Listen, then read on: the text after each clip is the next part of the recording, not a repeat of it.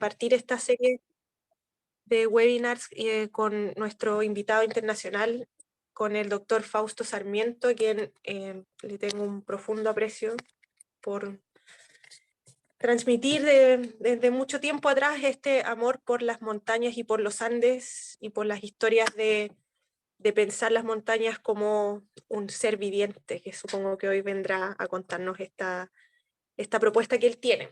Comentarles a los que están conectados que Fausto Sarmiento nació en Quito, en Ecuador, cursó sus estudios de licenciatura en Ciencias en la Pontificia Universidad Católica del Ecuador, donde desarrolló estudios con énfasis en biología de sistemas andinos.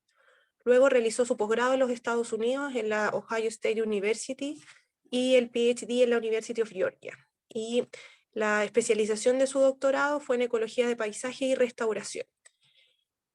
Ha realizado diversos cursos de entrenamiento en el Centro de Levantamiento Integrado de Recursos Naturales por sensores remotos en Quito y también en la Museología Aplicada en Quito, en Florencia y en París. Fausto es un catedrático actualmente de la Universidad de Georgia. Él coordina y codirige el Colaboratorio de Estudios de Montañas, Neotropical Collaboratory, y es también una de las personas que ha desarrollado una carrera más fecunda desde los Andes en coordinar y conectar personas y diferentes ciencias a partir de esta propuesta que nos va a presentar hoy día, que es la Montology. Y es para, como decía, un agrado para nosotros poder compartir con él hoy día estas reflexiones y también pensar en estas aproximaciones y generaciones teóricas que surgen desde Latinoamérica hacia el estudio comparado de las montañas. Así que, Fausto, muchas gracias por acompañarnos y te dejamos ahí el pase. Bien, muchas gracias. Ante todo, felicitaciones por iniciar este proyecto muy importante. Me parece que es un acierto el enfatizar la actividad científica en los Andes del Sur, particularmente en la zona de Chile, en donde algunos de mis colegas me han informado y me han motivado para continuar con esta idea de generar la noción de la montaña como un sistema socioecológico que siente, a la que hay que respetar. Entonces, esta es una nueva opción, en el sentido de que la montología, como se está planteando ahora, es una respuesta necesaria a los requerimientos de la modernidad en cuanto a que debemos ser transdisciplinarios, que debemos aceptar lo que ahora se llama la consiliencia para poder entender mejor cuál es la estructura y la función no solamente del ecosistema, como se planteaba en los años 70, sino fundamentalmente como el paisaje. La estructura y la función del paisaje incluye mucho más que el hacer una caracterización biofísica de animales y plantas o de mediciones de temperatura y de recolecciones de muestras geológicas. Para identificar el paisaje de montañas, necesitamos incorporar nuevos factores que incluyen, por ejemplo, la relación de los humanos con el entendimiento de la montaña. Incluye, por ejemplo, la espiritualidad.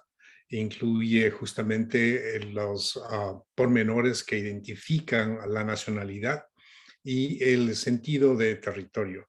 Estas son cosas intangibles. En el pasado, los ecólogos no tomaron en cuenta estas condiciones para determinar qué era y qué no era un ecosistema.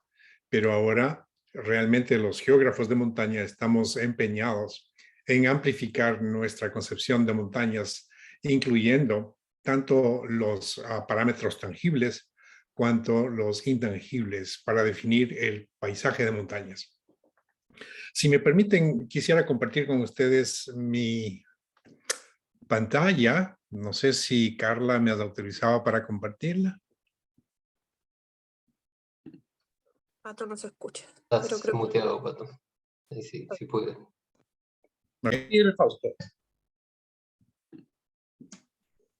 Muy bien, déjame ver si es que... ¿Pueden ustedes ver mi presentación de PowerPoint? Sí, se ve perfecto. Perfecto, muy bien. Entonces, lo que yo quería plantear es justamente esto de que la montología nace como la necesidad de incorporar distintos saberes, no solamente los saberes provenientes de la ciencia occidental, como nosotros la conocemos, o como los europeos nos han enseñado, sino también el conocimiento local, el conocimiento indígena, el conocimiento tradicional, que son fuentes que tradicionalmente nos han sido incorporadas en el quehacer científico, como debería serlo.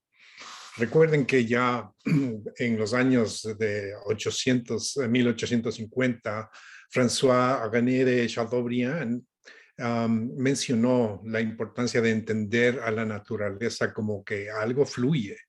En su libro lo dijo: los bosques preceden a las civilizaciones, los desiertos las siguen. Pero le faltó algo que nos puede motivar a incorporar el pensamiento del desarrollo sustentable de montañas en cuanto a la regeneración del paisaje. Es posible que los desiertos puedan revertir hacia bosques, y hacia eso va el interés que se tiene fundamentalmente en la nueva ecología de paisajes. En este sentido, para identificar los antecedentes y la etiología de la geografía de montañas, centrémonos en cómo la ciencia occidental ha nacido en función de dos fuentes. La primera, con el discurso del método, acentuando el reduccionismo y el determinismo cartesiano, para lo cual, por ejemplo, las contribuciones de Newton respecto de desarrollar las ideas de dialéctica o el mecanicismo y el calculismo ayudaron fundamentalmente a desarrollar esta tendencia positivista de la ciencia contemporánea. Sin embargo, alrededor de la misma época, Bardug Spinoza generó lo que se conoce como el criticismo racional, en donde el pensamiento holístico se contrapuso notablemente con el determinismo científico en función de lo que se llama hoy el posibilismo. Es decir, la ciencia desde sus inicios ha estado enfrentada a estas dos opciones, o al reduccionismo o al holismo.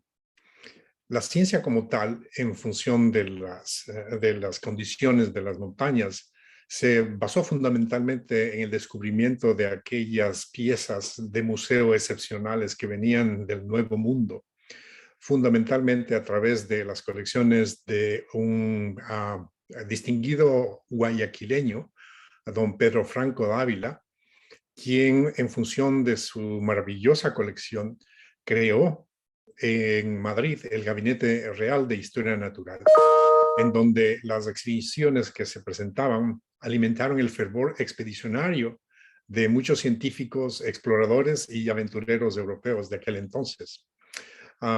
Resultado de este ímpetus por descubrir y por conocer más acerca de estas especímenes exóticos que se presentaban en el museo, se generó la necesidad de hacer mediciones planetarias.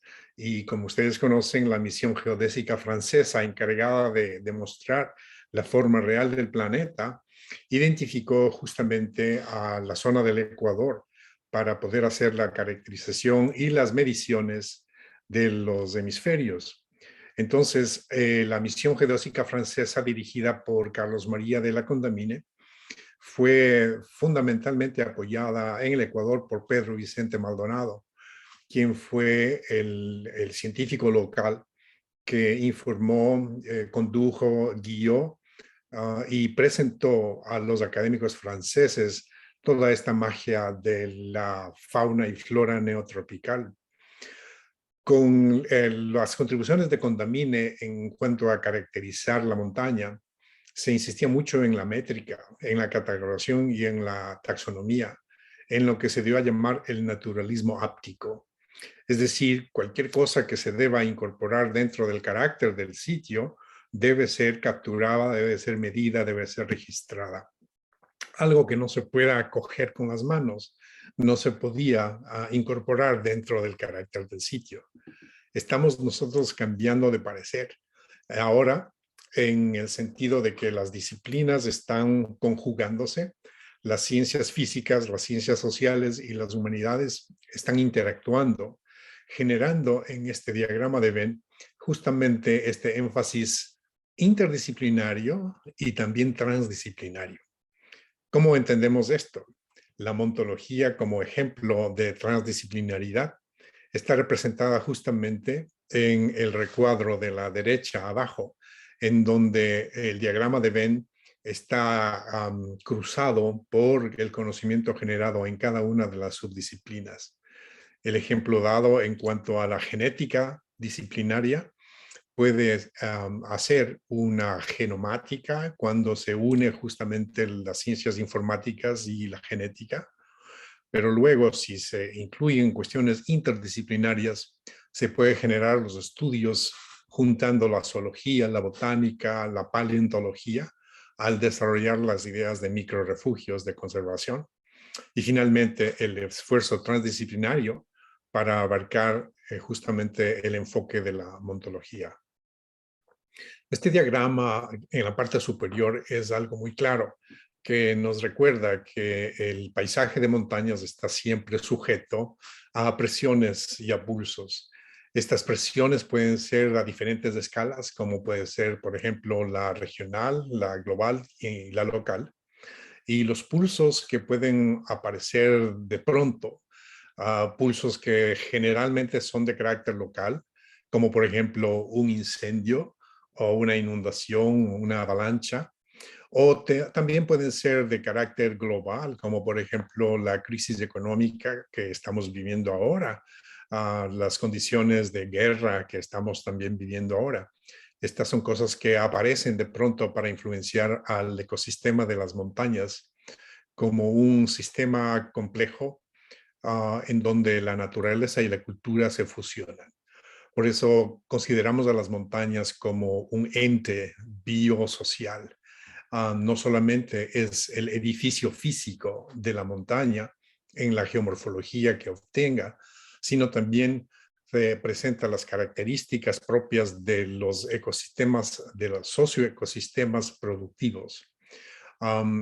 En cuanto a la utilización de los servicios que vienen de las montañas, estamos viendo que se pueden encontrar una variedad de recursos, una variedad de servicios ecosistémicos que a la larga han facilitado esta ideología de mercado de poner un valor a las contribuciones de la naturaleza hacia el hombre. Muchas veces, como por ejemplo el patrimonio o la identidad cultural o el significado estético y el valor espiritual no se pueden monetizar, de tal manera que la comoditización de los valores de la naturaleza todavía sigue siendo un campo de estudio de muchos economistas. En la ecología de montañas, la escala de disciplinaridad nos lleva a que en el estado de transdisciplinaridad de la ontología tengamos una co-creación regenerativa. Tengamos factores que hacen que las actividades tengan trascendencia, que tengan transgresión, que puedan ser traducidas a diferentes idiomas, no solamente idiomas, sino también a diferentes clientelas y a diferentes stakeholders, ¿no? Aquellas unidades que se benefician de la cooperación, de la transgresión y que trascienden en cuanto a realizar lo que se llama la transformación del paisaje. En realidad lo que estamos aquí enfatizando es el aspecto complementario que nos lleva de menos a más a partir de esta escala de disciplinaridad, pero también acerca de la necesidad de incorporar en la ontología tres aspectos fundamentales: el alfabetismo geográfico, el alfabetismo ecológico y el alfabetismo filosófico. Esto requiere que en la ontología la información generada en cada una de estas fuentes sea alimentada de una forma crítica en los observadores, en los practicantes y en los estudiosos, de tal suerte que al incorporar este alfabetismo de una forma crítica, no solamente crítica en lo que se estudia, sino crítica de lo que se estudia y crítica por lo que se estudia, Se requiere entonces este llamado hacia una mayor agencia ambiental. Esta agencia ambiental es lo que me he permitido sugerir en mi manifiesto para la montología. Esta noción de hacer que la transdisciplinaridad se integre en el estudio de montañas es sinceramente un requisito para una mejor comprensión de lo que son los paisajes montañosos, no solamente en nuestra América, sino a nivel mundial. Como ustedes pueden recordar, hemos hablado mucho acerca del cambio climático o si es cambio ambiental. Muchos de los colegas estudiantes de los procesos climáticos en las montañas ahora prefieren referirse a la crisis ambiental, ya no solamente el cambio ambiental o el cambio climático.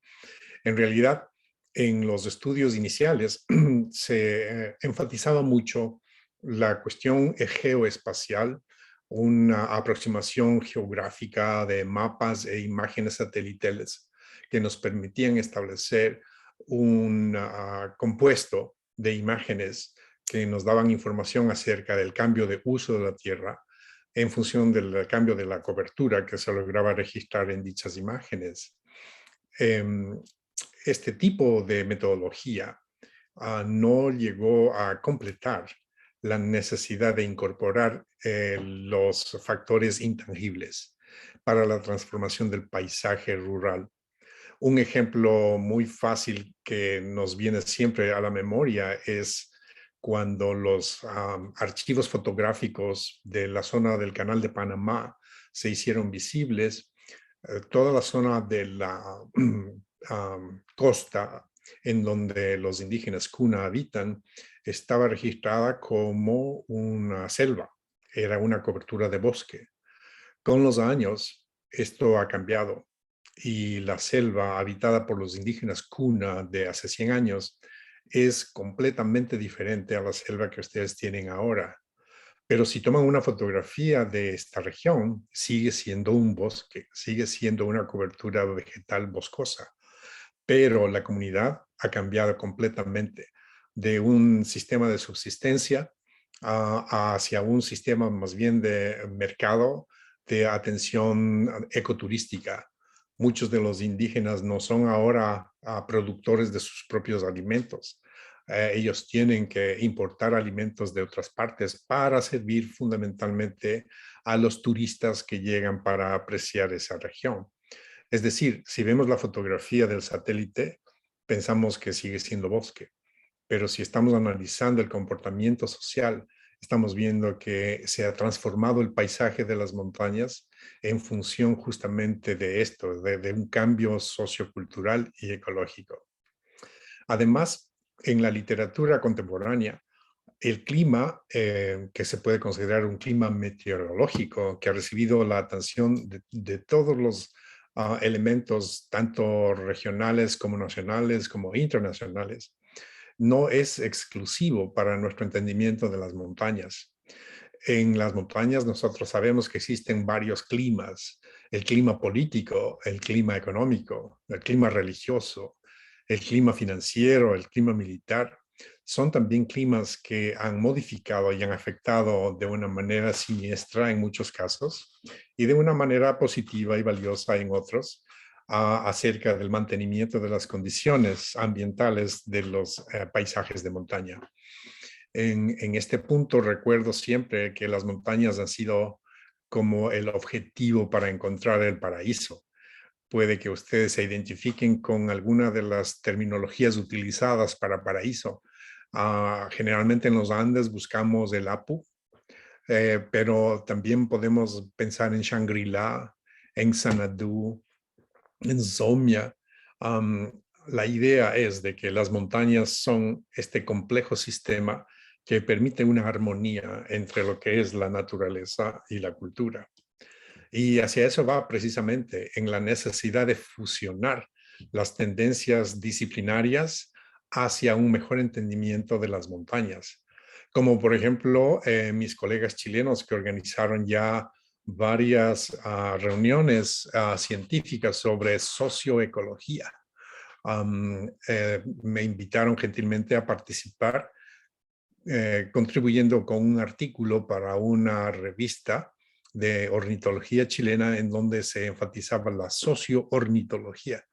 Como ven, más y más tendencias de este tipo de fusionar las ciencias físicas con las ciencias sociales están encontrando nicho en la montología. Es así como la ciencia de montañas puede proporcionar ayudas efectivas para el mejor entendimiento de las montañas, no solamente por parte de los habitantes locales o de los gobiernos seccionales, sino también para poder presentar la información correcta a los turistas que llegan desde otros lugares del país o desde el extranjero. Es muy poco frecuente que las personas que reciban la información de los guías locales absorban toda esta riqueza de conocimiento generada con la transdisciplinaridad.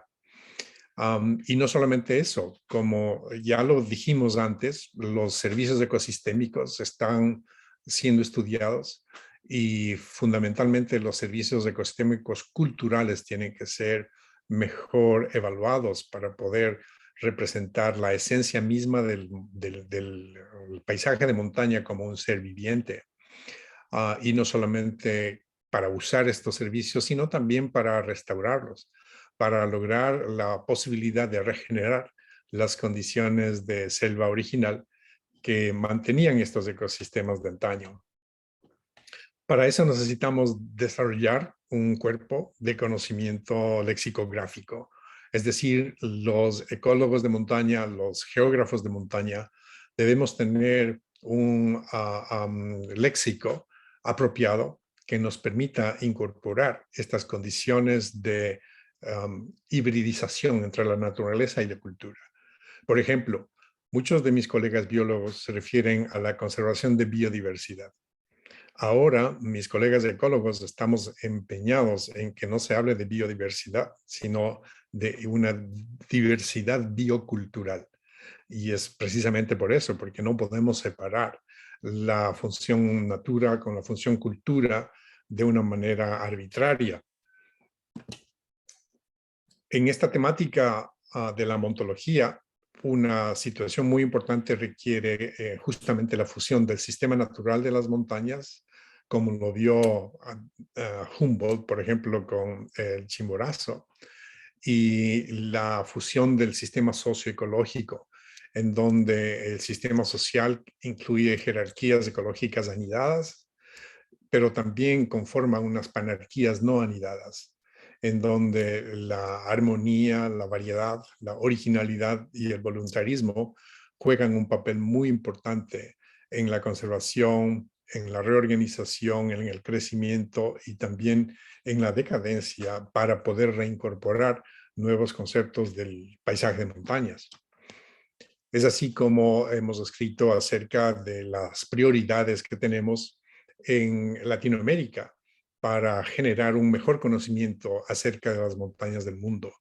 Y uno de los pedidos concretos de parte del profesor Bruno Messerli, así como el profesor Jack Ives, fue justamente la necesidad de desarrollar una ciencia de montañas, una ciencia tan específica que integre a cualquier profesional estudiando cualquier cosa de las montañas en una disciplina unitaria que es la montología.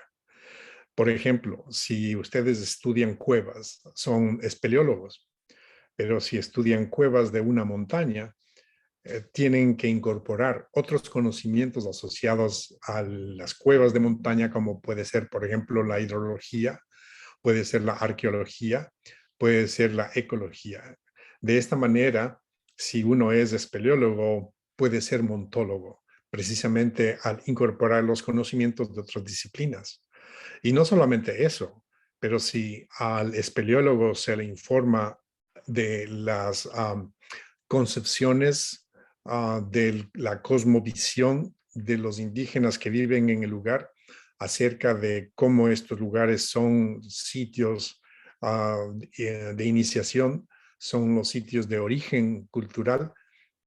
El espeleólogo incluye entonces esta otra dimensión disciplinaria que hace que el espeleólogo se convierta en montólogo. Es así como les invito a considerar el cambio de paradigmas que hemos experimentado en este último tiempo respecto del estudio de montañas.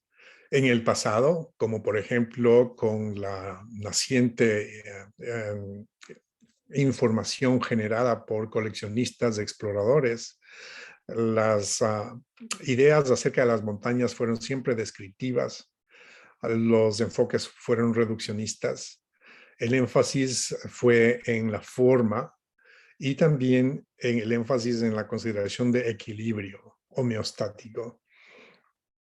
La forma como utilizar la ciencia para estudiar las montañas obligaba a separar los elementos en una actitud más bien divergente de las ciencias. Es decir, si yo era un espeleólogo, no podía hacer nada sino solamente estudiar las cuevas. Si hay algún animal o una planta que de pronto pudo encontrarse en el agujero debajo de la tierra, pues ya no era mi incumbencia, necesitábamos buscar a un zoólogo. Es decir, esta visión estática de una montaña, esta visión absolutamente definida por los parámetros físicos que nos orientaba a considerar las montañas como sitios permanentes, constantes, invariables y obviamente resistentes al paso del tiempo, las montañas eternas. En la actualidad, gracias a este cambio de paradigma, hemos visto que los análisis de la geografía de montañas tienen que ser más bien analíticos, que tenemos que tener un enfoque holístico enfatizando la función, es decir, cómo el paisaje se arregla para conseguir no la homeostasis, sino más bien la homeoresis.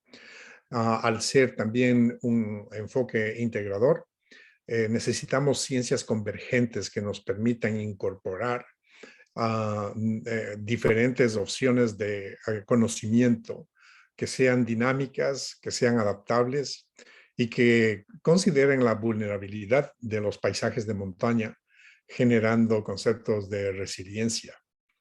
Como ven, esto es un cambio de paradigma que nos permite avanzar en esta idea de lo que ahora se llama la ciencia noética, en donde se siente que el elemento externo al humano es parte del humano.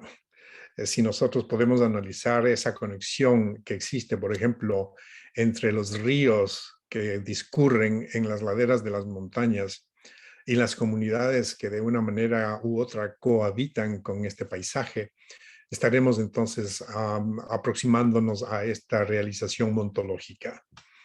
Los paradigmas de la humanidad en cuanto al desarrollo futuro de las ciencias de montaña requieren condiciones de conviabilidad, de incorporación de la diversidad biocultural, que se descomodifique el valor dado monetariamente a la naturaleza, que se valorice mejor lo sagrado, que se incluyan informaciones y también estudios de la nueva escolaridad decolonizada, en donde se enfatice la justicia social y la redistribución de los recursos. Se incluya, por ejemplo, nociones de subsidiariedad respecto de la responsabilidad del Estado con la tierra. Se insistan en desarrollar conexiones globales, sur-sur, por ejemplo, y en donde se alinee la conservación y la resistencia del cambio frente a esta avalancha de la economía globalizada, en donde se pueda también redefinir las relaciones de poder que definen justamente la vida de las naciones. Esto obviamente es un sistema quizá muy positivista, muy soñador de nuestra parte. Sin embargo, al incorporar conceptos ontológicos, estamos enfrentando a la historicidad y a la espacialidad.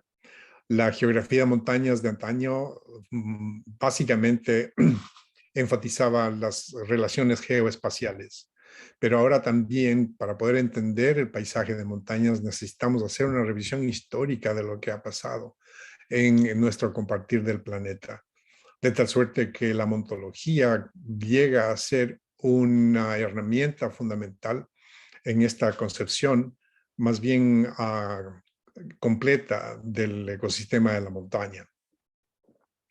Vemos también cómo hemos cambiado nuestro entendimiento de la ecología cuando analizamos que la ecología del ayer, por ejemplo, que facilitaba conceptos de sucesión ecológica clemenciana, incorporaba también situaciones individualistas de Gleason, enfatizaba en las interrelaciones dentro de los biomas entre las plantas y los animales, tenía muchos prejuicios de estructura, como por ejemplo el pensar que todas las formas vivientes estaban tendientes a organizarse hacia el equilibrio, obedeciendo leyes y reglas biogeográficas. Se enfatizaba mucho en la experimentación y el mapeo y en la generalización de los procesos ecológicos. El tema central de los estudios era ubicar justamente los ecosistemas. Cuando ustedes ven ahora cómo se ha modificado este pensamiento de la ecología, no solamente como una ciencia natural, sino fundamentalmente como el puente entre la ciencia y la sociedad, es decir, considerar a la ecología al igual que la economía, que son ciencias sociales. La ecología de hoy ha cambiado.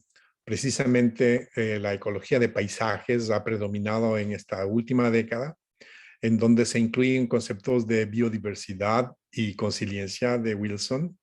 Las ideas de no equilibrio de la naturaleza de Botkin han sido incorporadas justamente porque explica esta necesidad de retrocruce en los factores entrópicos del ambiente.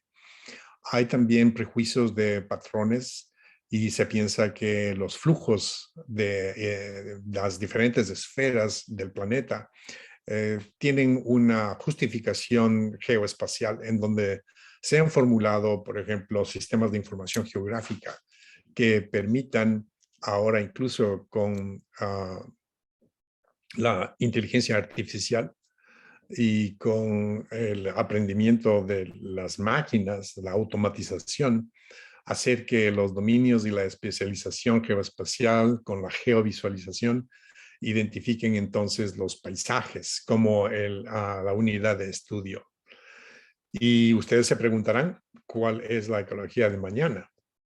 Y la ecología del mañana está precisamente enfrentada con este ejemplo que estamos nosotros ahora elaborando acerca de los paisajes manufacturados, la existencia de territorios híbridos, la existencia de los sistemas socioecológicos productivos y en realidad esta transdisciplinaridad que se ha ejemplificado con la montología. Como pueden ustedes ver en uno de mis libros, en donde se discutía acerca de cómo el revivir indígena ayuda a la conservación de los sitios sagrados en las Américas. El indigenismo y lo sagrado se deben incluir en la consideración del paisaje del futuro.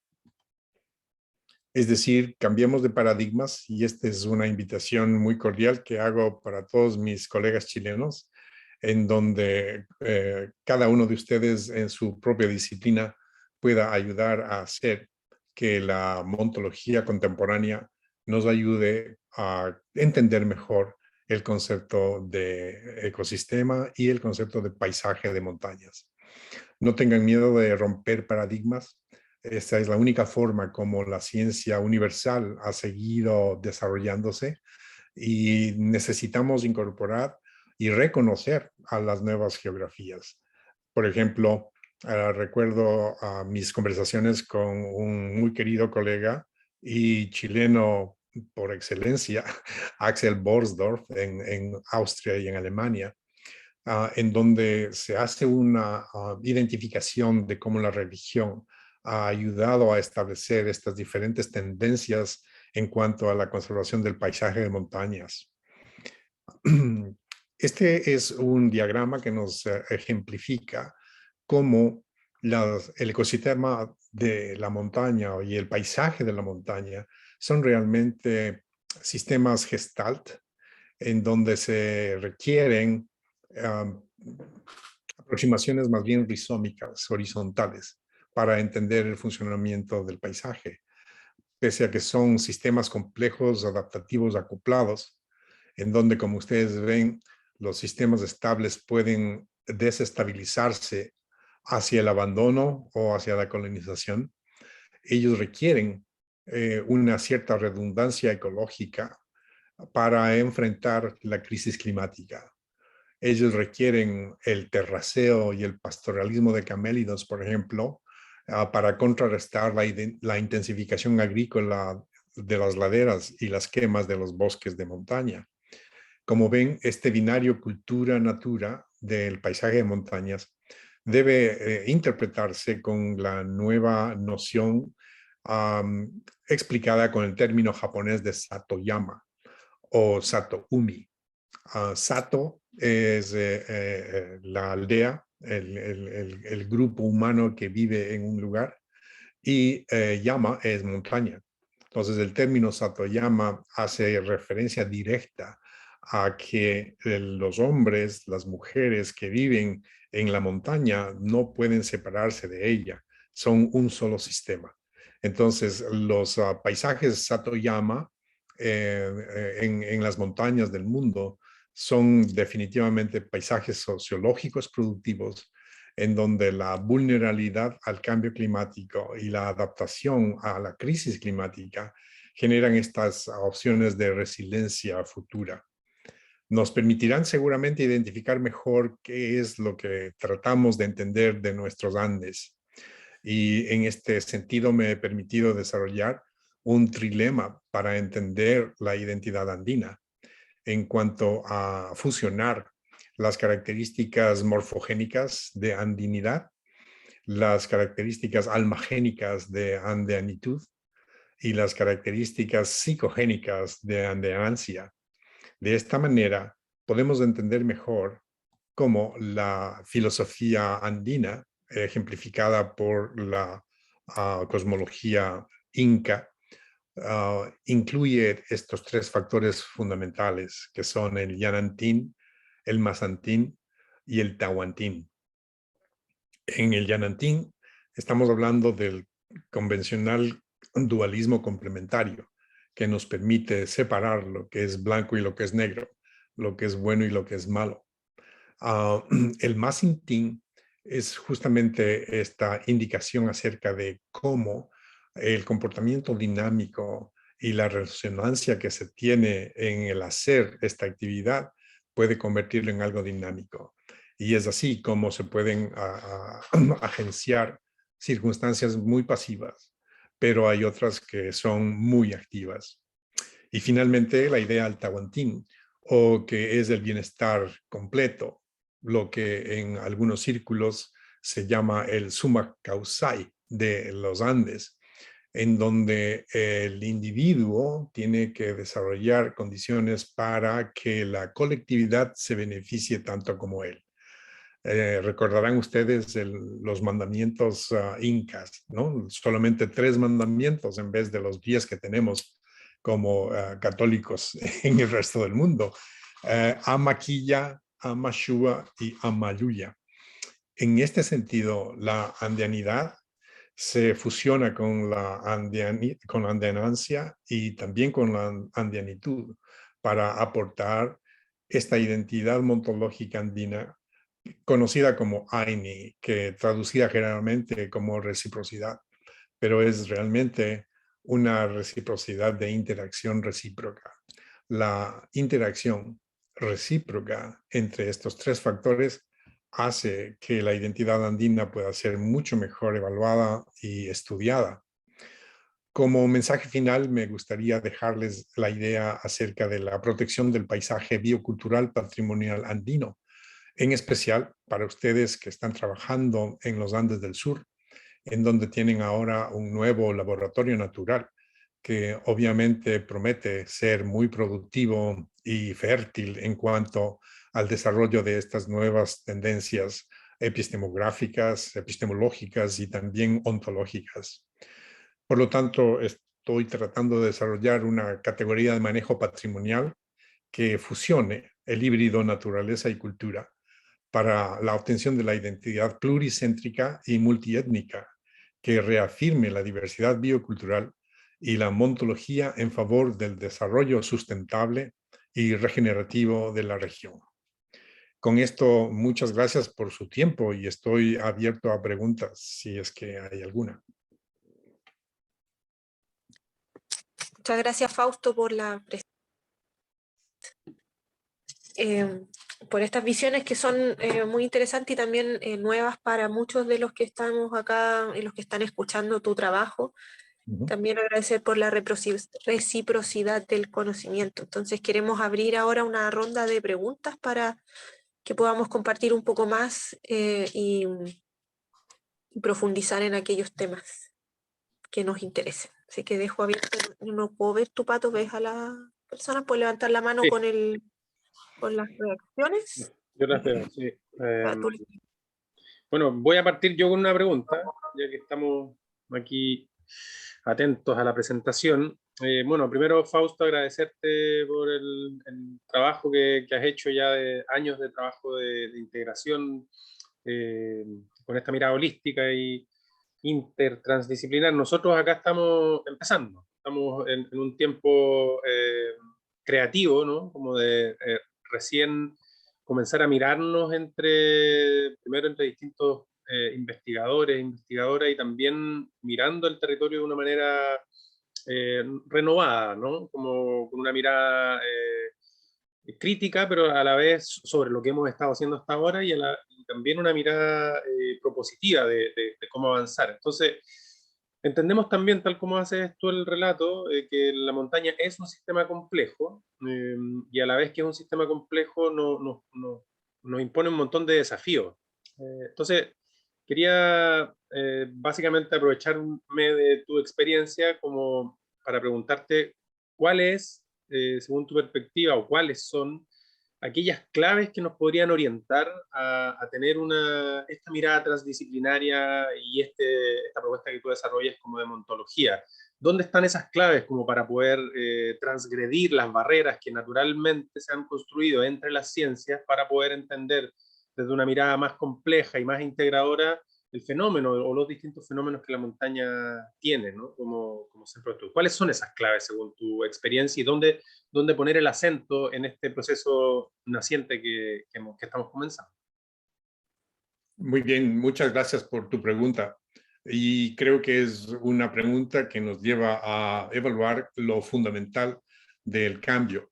Y obviamente muchos de nosotros consideramos que es un cambio en la forma de conocer a las montañas, es decir, la educación, tanto escolarizada cuanto no formal. Yo creo que los sistemas educativos tienen que incorporar estas diferentes versiones. No sé si ustedes tienen la misma experiencia que yo tuve cuando era niño y asistía a la escuela, en donde mis clases de matemáticas no eran sino el sufrimiento de entender los números. No teníamos ni siquiera idea por qué el número 1 se escribía de esta forma o el número 2 se escribía de esta forma. Había que aprenderse las fórmulas, memorizarlas y poder aplicarlas para la resolución de algún problema. Podríamos hacer lo mismo, por ejemplo, incorporando otras disciplinas que nos permitan conocer mejor acerca del desarrollo histórico de la geometría, de la álgebra, explicar a los niños por qué es importante conocer cómo escribir los números. Podríamos también hacer ejemplos prácticos en la naturaleza. Desarrollamos hace algún tiempo un sistema de guías didácticas de educación ambiental en donde se sugería precisamente incorporar en la enseñanza de muchas de las ciencias a nivel escolar esta opción transdisciplinaria, es decir, incorporar diferentes disciplinas para el entendimiento de algún fenómeno en particular. En el sentido práctico y quizá pragmático de lo que representa el factor estimulante de la ontología, es algo que se está poniendo ya en práctica, fundamentalmente apoyado por los organismos financieros de investigación científica, como por ejemplo la ITZ de Alemania, en donde ellos pusieron como condición para otorgar préstamos para fondos de investigación, que se conformen estudios interdisciplinarios, que se hagan estudios en donde la participación de varias disciplinas ayuden a evaluar las posibles soluciones a los problemas que se hayan identificado. Entonces, los fondos se otorgaban exclusivamente a aquellas propuestas que tenían justamente estas nociones de interdisciplinaridad o transdisciplinaridad. Otro ejemplo concreto es el dado por la revista Mountain Research and Development. Ellos identificaron justamente que muchos de sus proyectos que tienen en línea para publicarse deberían de una u otra manera relacionarse con la opción de transdisciplinaridad. Estudios que integren tanto los sistemas físicos, biológicos y culturales. Es así como más y más personas, para poder publicar sus estudios, han tenido que integrar de alguna manera las proyecciones hacia las otras disciplinas. También como un ejemplo práctico, comento la opción ahora de desarrollar no universidades, sino multiversidades.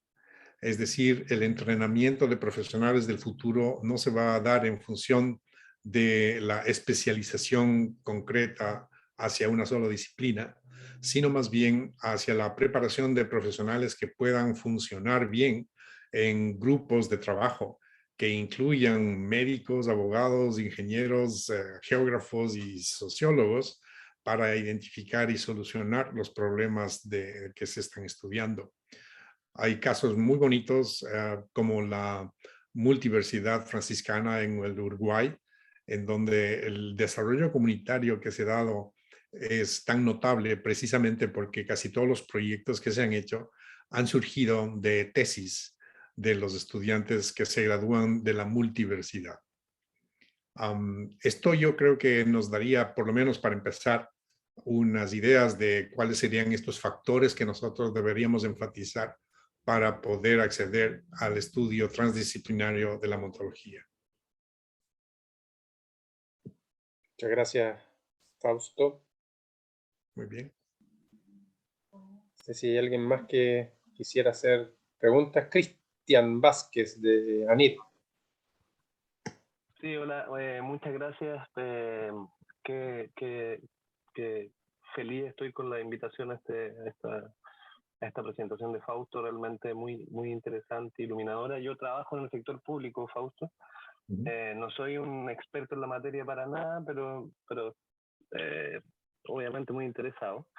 Y mi pregunta tiene un poquito que ver con eso. Trabajo en el sector público, en la Agencia de Investigación y Desarrollo, y por lo tanto estamos indirectamente relacionados con el quehacer del nodo en particular. Pero mi pregunta, parcialmente relacionada con lo que te preguntaba Patricio, tiene un poquito que ver con cómo en tu experiencia, lo que tú hayas visto, o algunas luces que nos puedas dar de transmitir o traspasar estos aprendizajes de este tipo de enfoque a la política pública. Si ves algunos pasos, algunos requerimientos, algunos consejos que en tu experiencia o en tu visión estén presentes, sería de mucha utilidad. Eso sería, Fausto. Muchas gracias. Gracias. Es una pregunta muy importante. Y para responderla, me voy a permitir poner ejemplos que no son de América, de Sudamérica, sino que vienen de otras realidades, como por ejemplo en la India, en donde se ha logrado incorporar en la legislación la identidad de los ríos como entes vivientes, como entes que sienten y que tienen sus derechos. La misma idea en la cual Bolivia y Ecuador sentaron sus ideas para generar los derechos de la Pachamama, que ahora son observados dentro de la Constitución de los Estados. Yo creo que en el sector público, la noción de regirse por leyes y códigos es muy importante. y si se puede de alguna manera incorporar la generalización de que la naturaleza es un ser vivo que necesita cuidado, haríamos, yo creo que un beneficio para poder desarrollar mejor estas aproximaciones. El otro ejemplo que quería mencionarlos precisamente en Canadá, en donde para las actuaciones de los proyectos de desarrollo, los programas presentados por los técnicos de los ministerios son puestos en consideración de los miembros de First Nations, ¿no? De las primeras naciones. Nosotros en Sudamérica los llamamos pueblos originarios. Esto para mí fue una novedad que no lo había conocido en nuestros países latinoamericanos. Por ejemplo, en el Ecuador, esto era desconocido hasta hace algunos años. La idea de que el gobierno en sí valorice el conocimiento de los indígenas y atienda a los insumos de información y opciones que ellos presentan fue para mí revelador. Yo creo que esto se podría intentar en nuestros países al incorporar un reglamento, ¿no? un sistema de procedimientos para el accionar público con respecto a proyectos, por ejemplo, de construcción de caminos y todo.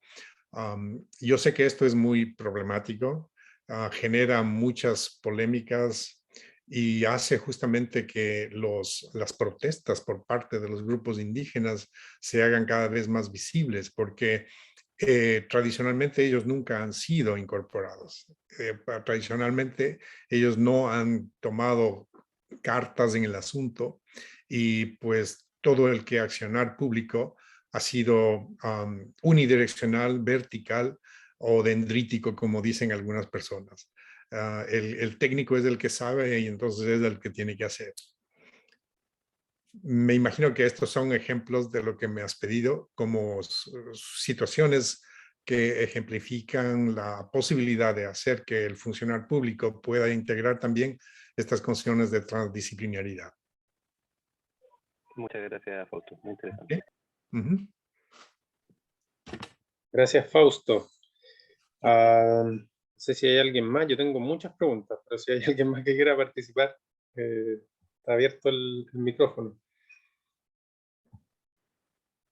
Bueno, voy a continuar yo. Manuel, dale, tú, para no dominar la conversación. La pregunta. Sí, no, una idea un poco también retomando la conversación y lo que habías comentado antes, de estas agencias que promueven, que financian la investigación, ¿cierto? Que también hay concursos especiales para proyectos que integran la transdisciplina. No sé si, claro, ANIT, ¿cierto? Ha ido también apuntando a esa línea también de fomentar proyectos no solo de súper específico el Fondesit, ¿cierto? Fondet de áreas como vinculadas al sector más productivo, ¿cierto? Innovación. Pero ahí quizás creo que hay alguna idea, digamos, complementar la respuesta, digamos, de que se podrían promover instancias de proyectos transdisciplinarios, ¿cierto? Hay de áreas prioritarias, no sé si hoy día, ahora revisando rápidamente los concursos que hay, no sé si hay algún fondo específico que fomentara ese tipo que motivara esas acciones. Sobre eso para complementar quizás, que era algo que comentó Fausto también. Bueno, y comentar también algo del término, digamos, ahora nosotros, que varios de nosotros aquí que trabajamos con la geodiversidad, digamos, ¿cierto? En esta segmentación parcelación del conocimiento, ¿cierto? Y el patrimonio geológico, pero también por otro lado el mundo de los geoparques, ¿cierto? Que buscan esta integración y la valoración del patrimonio natural y cultural que calza, digamos, perfectamente, digamos, con la idea de la ontología. Creo que hay una sinergia bien potente, digamos, y lo que están haciendo los geoparques andinos, en particular de Ecuador, Imbabura, Colca y volcanes de Andagua, en Perú, y nosotros aquí en Cutralcura. Así que muy contento, digamos, con entender que también desde el área de la geografía y el estudio de las montañas está esta propuesta también que va en la misma línea. Ahí solo comentar del concepto, digamos, porque sistemas bioculturales, claro, deja fuera la geo, digamos, el concepto físico, y quizás buscar algún término que pueda ser capaz de integrar, porque en otros momentos lo dice natural y cultural, y natural incluye también la geodiversidad y la biodiversidad. Solo eso quizás quería comentar, más que pregunta, no sé si quieres responder ahí. Pati, Yo creo que es muy valioso tu observación, la voy a tomar muy en cuenta porque tienes toda la razón. Algo que recuerdo, hace algún tiempo tuve yo la pregunta acerca de la conservación de la naturaleza y toda la gente hablaba justamente de las plantas y de los animales. Y alguien por ahí dijo el suelo. Y esta persona justamente explicó la necesidad de entender que sin el suelo no habría ni plantas ni animales. Pero lo curioso es que la configuración del ecosistema del suelo estaba fundamentalmente dada por una simbiosis o una reacción complementaria de microorganismos, que son una infinidad de bacterias, de hongos, de líquenes, etcétera. Es decir, que incluso el suelo, cuando lo vemos desde una perspectiva ecológica, es un ente vivo, ¿no? Así que yo creo que es muy interesante esta indicación que nos has dado para no olvidarnos del componente geológico. Sí, gracias. Gracias, Manuel. Gracias, Fausto. Patricia Herrera tiene la palabra y la manito levantada. Felicitaciones por la exposición y creo de que esta mirada multidisciplinaria o transdisciplinaria es necesaria en este mundo de hoy y creo que desde las ciencias sociales quizás tenemos menos división de las categorías de análisis. Creo que el abordaje es mucho más sistémico y las disciplinas tienen que encontrarse, creo que ese es el desafío que asumimos todos los días desde el Geoparque, porque creo que la resiliencia y la sostenibilidad de los territorios tiene que también ver y aprender, como tú señalabas, de los saberes de quienes han vivido históricamente en el territorio, ¿ya? Esta dicotomía de la ciencia dura o las ciencias sociales o de lo productivo, lo económico o lo político, lo técnico y también de las distintas dimensiones para hacer un análisis del territorio, las tenemos nosotros. Las personas que viven en el territorio no las tienen, ¿ya? Sobre todo los pueblos originarios tienen una mirada muy sistémica de lo que es, y tú lo planteabas también, ¿no es cierto?, de cómo se asume el vivir en ese lugar, en esa montaña, y el abordaje de que lo que es la naturaleza, ¿ya? Así que yo no me enredaría tanto en los conceptos, Fausto, creo de que tenemos mucho camino que aprender de quienes han vivido siempre en nuestras montañas. Y en Chile tenemos un camino largo, aquí está Camilo también, recién el año pasado se aprobó una ley del acceso libre a las montañas, con harta letra chica, como decía quienes estuvieron haciendo el seguimiento a esa ley. Y te quería preguntar, desde tu experiencia, ¿cómo se resuelve la dimensión institucional? ¿O por dónde crees tú que se aborda los aspectos institucionales, que es tan complejo en países como el nuestro, que son tan centralizados, que también estamos en un profundo cambio de ahora, ¿no es cierto?, de elaborar una nueva constitución, distintas intervenciones de tantos servicios o de tantos programas o universidades que llegan al territorio.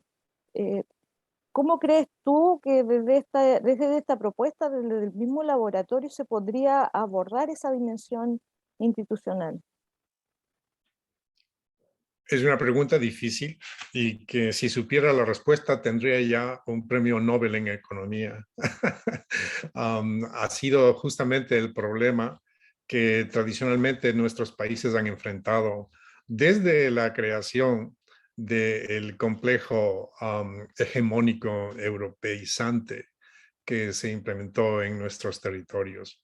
Si ustedes ven cómo algunos grupos indígenas se han organizado y tienen una gobernanza ambiental quizá mucho más amigable respecto de la utilización de recursos, contrasta significativamente con los intereses que pueden ser generalmente explotadores de muchos de nuestros gobiernos, que están hambrientos por la generación de divisas en cuanto a la explotación de recursos naturales. Un caso concreto es la minería, ¿no? En nuestros países es fundamental. Muchos pueblos originarios están opuestos definitivamente a esta explotación a una escala muy grande, y en muchos casos irracional, como por ejemplo la explotación aurífera en las playas de los ríos amazónicos del Perú.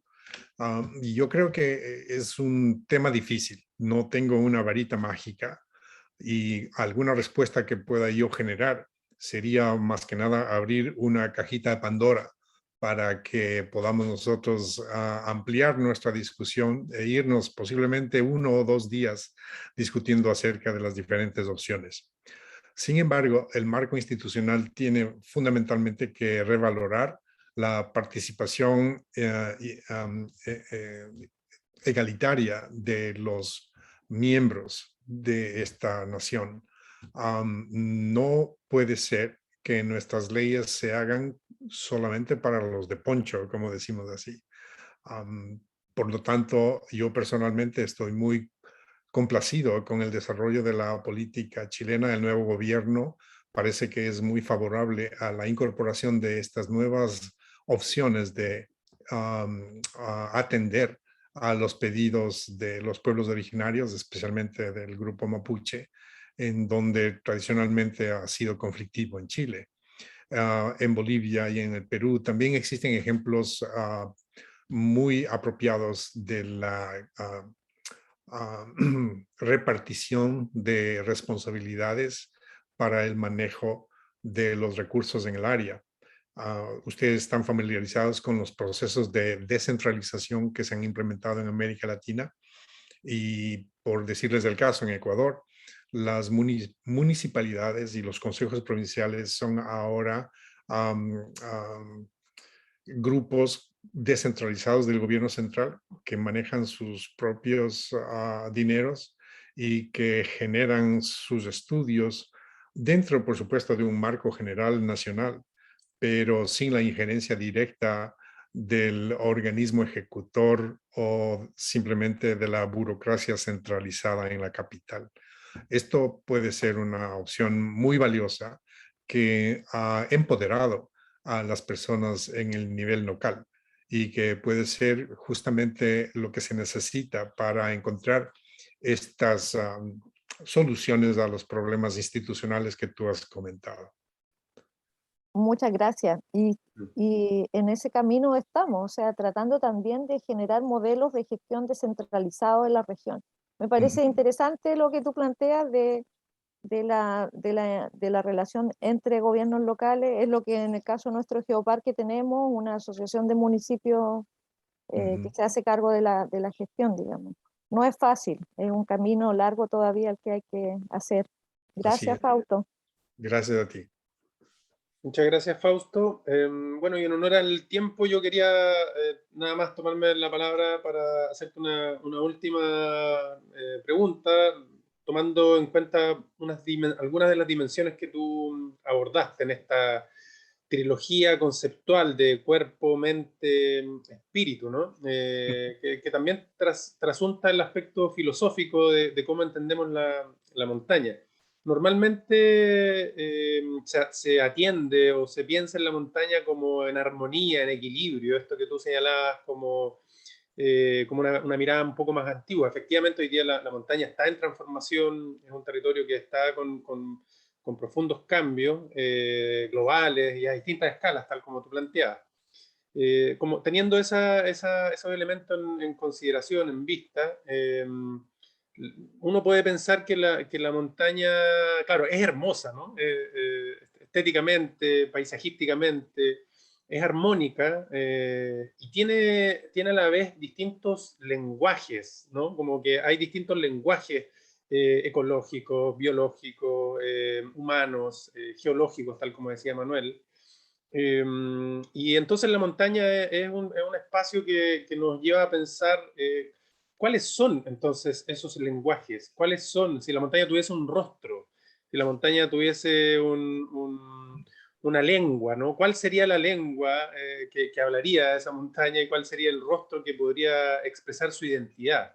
Yo creo que la experiencia que tú tienes nos podría quizás orientar a poder observarla de una manera más claro, filosófica, efectivamente, atendiendo a esos rasgos. Si la montaña tuviese un lenguaje y un rostro, ¿cuáles serían esos rostros? Bueno, es una pregunta muy interesante, asimismo porque reafirma lo que habíamos hablado acerca de las condiciones de transdisciplinaridad, en donde las opciones tienen que ser traducibles, pero no se dice traducibles a qué idioma o a qué lenguaje. Y es que sucede lo mismo que con el término paisaje. Muchos libros de texto todavía definen el paisaje como lo que se ve, es decir, aquello que está recogido en una sola visión. Sin embargo, un ecólogo canadiense, el profesor Pierre Dansereau, planteó una opción de entender el paisaje como algo interno. Él acuñó el término inscape instead of landscape, ¿sí? Entonces, el término inscape nos lleva a pensar que lo que nosotros pensamos que está en el paisaje afuera está realmente dentro de nuestra cabeza. Y es así como no podemos nosotros pensar que existe un lenguaje de la montaña. Existen varios lenguajes de la montaña. Depende del observador, depende de la persona que está escuchando, como para entender uno u otro mensaje. Por ejemplo, Larry Hamilton fue un muy destacado científico que hizo mucho en favor de los bosques de neblina en el mundo. Él identificaba el llamado de atención de los ríos simplemente al escucharles. Se escucha diferente un río que trae piedras rodadas, cantos rodados de las alturas, a un río que está discurriendo tranquilamente en los meandros de la Amazonía. Existe un lenguaje. Físicamente se puede determinar que el mensaje difiere. Sin embargo, conocido, por ejemplo, a chamanes, a gente que se ha ilustrado en el conocimiento de la naturaleza desde los conocimientos ancestrales, en donde pueden escuchar ciertos murmullos. Lo que Alan Putney en la Unión Internacional para la Conservación de la Naturaleza requería de nosotros, que tenemos que saber escuchar los murmullos de la naturaleza. Robert Rose escribió todo un libro que se llama Listening to the Mountains, porque esta frase de escuchar a la montaña es una frase de cajón para muchos escritores, comenzando con Aldo Leopold, que es una de las figuras más importantes en el desarrollo de la conservación de la naturaleza en los Estados Unidos. Él decía justamente que nosotros hemos dejado de escuchar a la montaña y por eso tenemos los problemas que tenemos ahora. Y la forma mía de responder tu tan interesante pregunta es que, por supuesto, no existe un solo lenguaje de la montaña, existen varios lenguajes de las montañas y eso está en la capacidad de entender de cada una de las personas. Es como el término de la belleza. En inglés dicen que la beauty is in the eye of the beholder. Entonces, la belleza se encuentra en el ojo del que la ve. Si es que tú ves una montaña, le vas a decir, qué hermoso. Pero si yo veo la montaña, puedo decir, uy, qué miedo, qué peligroso. ¿Sí? ¿Ve? Esa es la diferencia. Entonces, nuevamente, el lenguaje de la montaña que está escrito en varias formas puede definitivamente entenderse de acuerdo a las habilidades personales del observador. Muchas gracias, Fausto. Escuchar la recomendación es entonces escuchar sensiblemente la montaña, escuchar esos sonidos y también el silencio. Así es, así es. No sé si Tomás Ibarra está conectado ahora, pero tuve la gran satisfacción de recorrer los bosques de la Araucanía con él y también con Francisco Pizarro en donde fue un momento mágico, porque caminando por esos lugares que estábamos, como decimos, en medio de la nada, de pronto encontramos un lugar en donde los mapuches se congregan para hacer sus rituales en la naturaleza. Y en ese momento sopló un viento. Y como ustedes ven, las hojas de la araucaria son coriáceas y hacen un obstáculo interesante. El sonido del viento del bosque de araucaria fue algo completamente diferente del sonido del bosque que yo he escuchado en las montañas tropicales en Perú, en Ecuador, en Colombia. Ellos tienen su propio mensaje. Y para nosotros fue un momento mágico. Es como que si el bosque nos hablaba. ¿Qué le diría a Tomás? No sé. ¿Qué le diría a Francisco? No sé. Pero a mí me motivó de tal manera de tratar de entender mejor la necesidad de conservación de esta región. Esto como un ejemplo concreto de la pregunta que me hiciste. Bueno, si no hay más preguntas, vamos a cerrar con estas reflexiones. Fausto, te agradecemos muchísimo que hoy podamos tener este espacio de pensar más allá de nuestro campo disciplinar, más allá de las dimensiones técnicas. Yo creo que muchas veces nos centramos mucho en las propias preguntas de nuestras disciplinas, pero no incorporamos en ellas esta visión integrada, incorporamos mucho menos a las humanidades y mucho menos aún las reflexiones del pensamiento filosófico y también de estas otras cosmovisiones que tú hoy día nos invitas a mirar. Y en ese sentido, como la directora del proyecto, yo te agradezco muchísimo que podamos hacer este ejercicio, esperemos seguir desarrollándolo para que podamos diseminar esta idea y plantar esta semilla de la montología y acostumbrarnos también a hacer estas reflexiones que están desde otra perspectiva, que se agradece mucho este espacio que tú hoy día nos convocas y también nos facilitas. Así que desde aquí, desde el sur, muchas gracias, esperamos tenerte pronto también acá compartiendo con nosotros y muy agradecida. Muy bien, gracias a todos ustedes por la paciencia de escucharme. Gracias. Gracias, Fausto. Gracias. Gracias a todos por participar. Sí, muchas gracias y estamos viéndonos. Adiós. Adiós, adiós. Bye bye. Saludos, gracias. Hasta luego, muchas gracias. Muchas gracias, chao, chao. Chao.